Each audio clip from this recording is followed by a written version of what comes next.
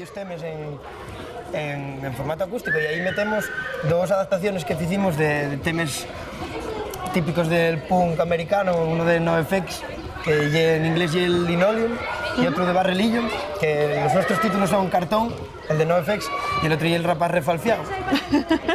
Una adaptación muy traída aquí, ¿no? Sí, en inglés y el Chico Digital, pero nosotros decimos como Rapaz Refalfiado.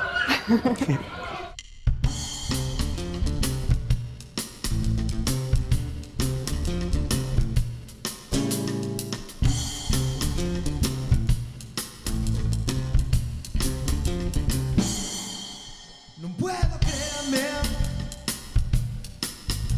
las pintas que me traes como una bandera pisada en la calle. Sí, ya no quiero lo que tú me quieres dar.